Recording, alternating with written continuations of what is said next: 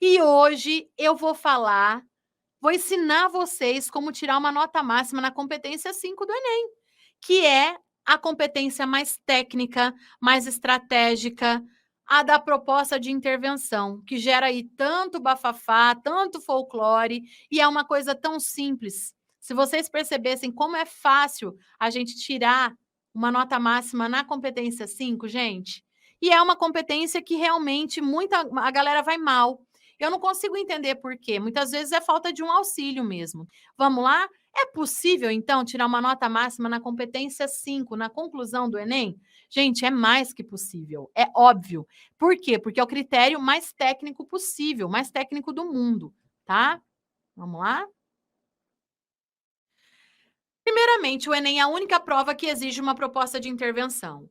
Por quê? Porque ela tem um tipo de texto propositivo, tá? Um tema propositivo. Toda a tua argumentação, ela gira em torno da proposta de solução de um problema. Esse problema, muitas vezes, ele é evidenciado logo na frase temática. No caso do ano passado, por exemplo, invisibilidade, falta de acesso à cidadania, né? Acarretada ali pela falta de registro civil. Ou quando a gente não consegue perceber, como houve anos, por exemplo, publicidade infantil no Brasil. Qual que é esse problema? Quem vai fornecer esse dado para a gente vai ser quem?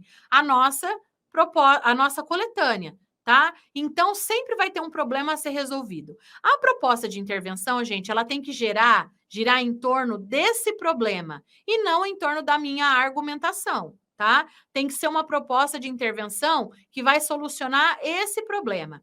Desde, se eu não me engano, foi 2016, 2017, que a banca do Enem foi da VUNESP. A gente teve uma mudança importantíssima aí nessa grade, né? Porque até então era necessário dar 3 propostas de intervenção, e o critério acabava sendo muito subjetivo. Então, na tentativa de não deixar esse critério tão subjetivo, a gente afunilou isso para uma proposta de intervenção, mas uma proposta que contemple 5 elementos, tá?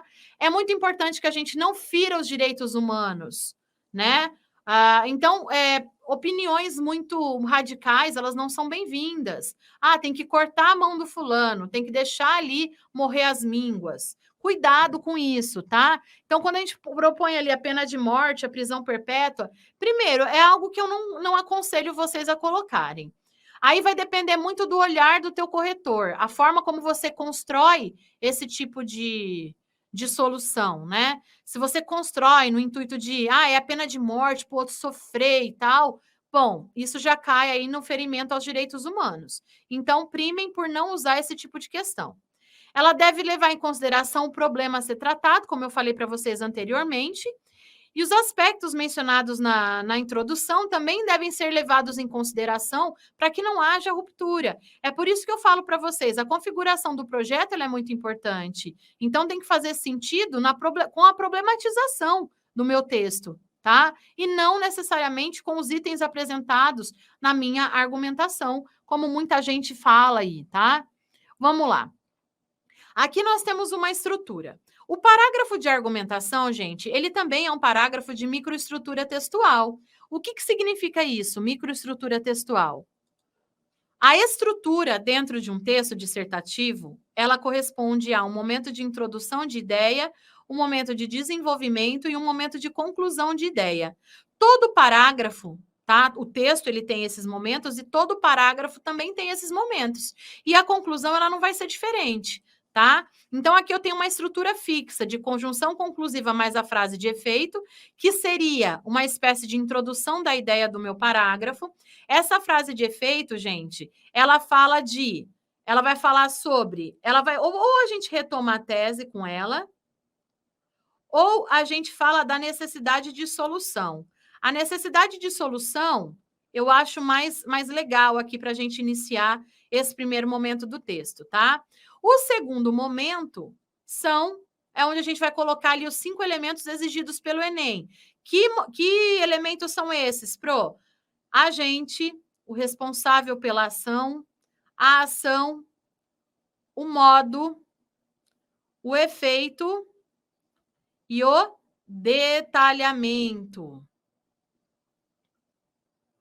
ok? E o detalhamento. Então, nós temos que garantir, tentar garantir, na verdade, esses 5 elementos todos no mesmo período para evitar que haja ruptura sintática. É muito frequente haver ruptura sintática aqui também, eu vou explicar para vocês. Então, se a gente colocar tudo isso num único período, a gente evita até mesmo a ruptura sintática. E no fim, para deixar bonito ali, a gente pode fornecer uma visão utópica, uma visão idealizada de sociedade, tá? Ou seja, como fica a sociedade depois da minha proposta de intervenção? Lembrando, gente, que o Enem, ele é todo poliana, né? Ou seja, o governo não dá conta de solucionar o problema. Se o problema existe, o governo não deu conta. Quem que vai dar conta? Você, vestibulando, dentro de uma prova de redação, tá? É basicamente isso. Então, a gente tem que ter uma visão totalmente positiva dessa proposta de solução que você deu, para contar como que fica a sociedade depois disso. Vamos lá? Primeiramente, lembra da estrutura? A gente sempre começa com uma conjunção conclusiva. Aqui, gente, eu dou um arsenal de conjunção conclusiva para vocês. Ó, em suma, em síntese, em resumo, printa isso, deixa no teu celular para quando você for escrever uma redação. Essas conjunções aqui, gente, elas são super usadas dentro do texto. Por quê? Porque elas são responsáveis pelo último período, elas iniciam o último período de todos os parágrafos dentro da minha dissertação, tá? Então, gente, usem e abusem, só não vale ficar repetindo conjunção conclusiva, tá? Então, nós temos várias aqui. A gente escolhe uma delas para tratar na nossa proposta de intervenção.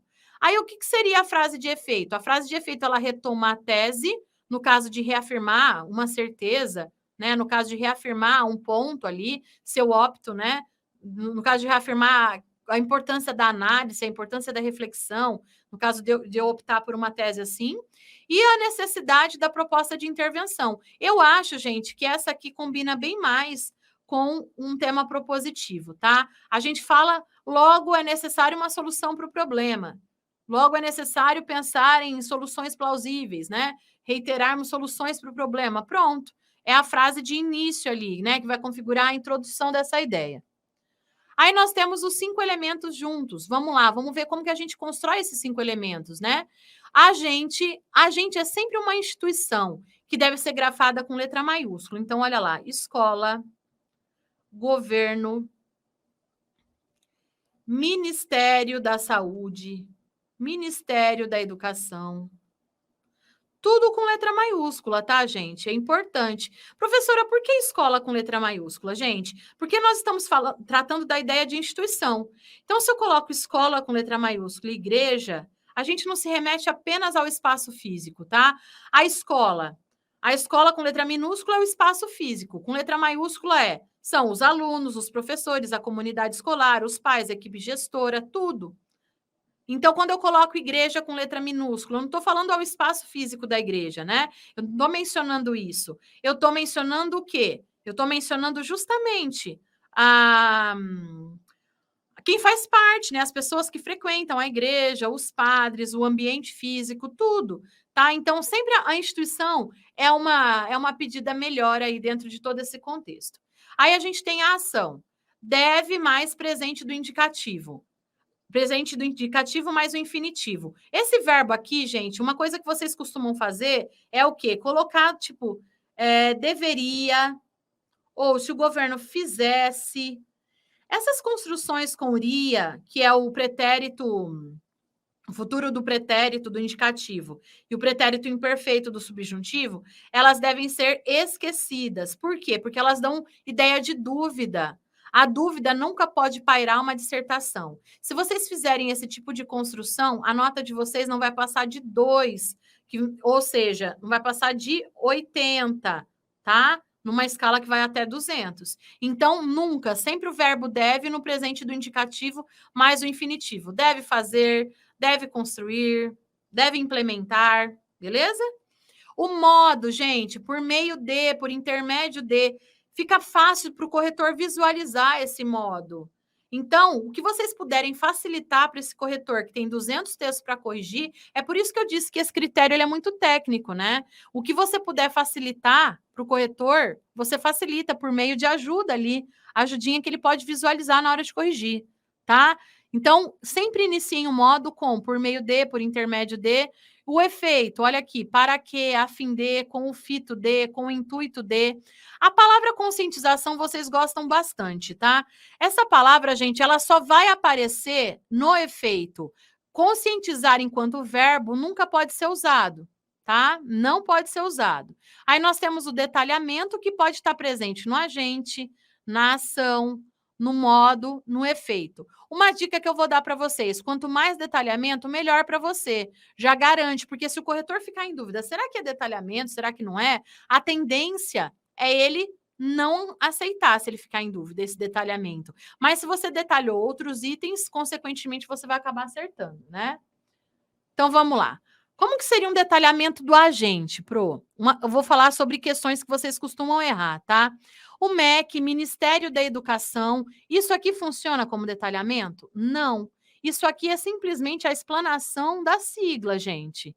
Isso não é detalhamento, tá? Então, isso é errado. Agora, o MEC, órgão governamental responsável pelas provas do Enem. Percebam, gente, que para valer essa construção, ela tem que ser apositiva. O que é um aposto? Um aposto, gente, ele sempre vai acrescentar informação e ele também tem esse valor de equivalência. Ou seja, o órgão governamental responsável pelas provas do Enem não é o MEC? O MEC não é o órgão governamental responsável pelas provas do Enem? Tem essa relação de equivalência e, mesmo assim, eu acrescento informações ao MEC. Aqui, escola, instituição responsável pela formação cidadã do indivíduo. Percebam, também tem equivalência e tem acréscimo de informação. O Poder Executivo, principal entidade responsável pela execução de leis, tem esses dois fundamentos aqui. O Ministério da Justiça, instituição responsável pela garantia da isonomia nas leis. Então, olha só, é muito fácil a gente garantir logo de cara, né? Por isso que eu falo que o agente ele tem que ser uma instituição. Porque fica fácil a gente esmiuçar a função dessa instituição numa construção apositiva. Depois, o detalhamento da ação. Deve fornecer condições assistenciais a todas as crianças, isso funciona como um detalhamento da ação. Deve organizar movimentos de apoio com especialistas, e aí você detalha como seriam esses especialistas, funciona aí como detalhamento da ação. Deve apresentar projetos em ONGs, o local. Aqui, gente, o adjunto adverbial de lugar, ele é meio controverso, tá? Eu coloquei aqui porque houve anos em que se aceitou, mas o ano passado deixou de aceitar, tá? Então, optem por não usar adjuntos adverbiais de lugar na ação, tá bom? Ele deixou de ser aceito, deixou de ser uma construção plausível. Embora seja um detalhamento viável, deixou de ser uma conclusão plausível, tá? Uma construção plausível. Então, aqui a gente tem, ó, todos os verbos no presente do indicativo, mais o infinitivo. Em momento nenhum eu escrevi deveria, nem se o governo fornecesse, se o governo organizasse, se o governo apresentasse, nem com SSE, tá? O SSE nem uria, ele pode ser utilizado, senão tua nota não passa de 80 nesse critério, nessa competência. Aí o modo, ó, por meio de... Bom, o corretor olhou ali o por meio dele, já sabe que é modo, gente. Por meio de palestras com especialistas da área, isso aqui já funciona como detalhamento do modo.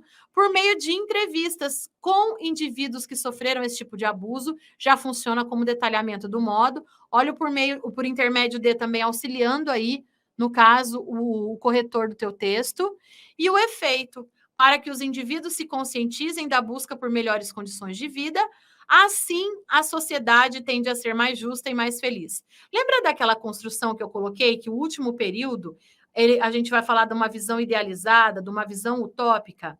Essa visão idealizada, ela pode se configurar também um detalhamento do efeito, é como se eu estivesse detalhando esse efeito, tá? Então, é uma possibilidade ainda maior de detalhamento, de configuração de detalhamento. Então, gente, não tem erro, tá? Não tem como vocês não tirarem nota máxima aí dentro desses critérios, né? Se a gente percebam como é técnico, é tudo muito bem estruturado, tudo muito técnico. Então, não tem como a gente errar. tá? Por quê? Porque o corretor ele já bate o olho, gente, ele visa esse tipo de construção. O para quê aqui ele também foi fundamental para a gente evidenciar que isso aqui é um efeito, tá? Gente, falar a verdade para vocês, com aquele montão de prova, às vezes o corretor ele nem lê tudo, ele vai viu um para quê, já sabe que é um efeito, tá? Então, é o tipo de dica que eu estou dando para vocês, de quem tem aí a experiência de quase 15 anos nesse tipo de correção. Tá bom? Então é isso aí, pessoal. Um prazer enorme estar aqui com vocês.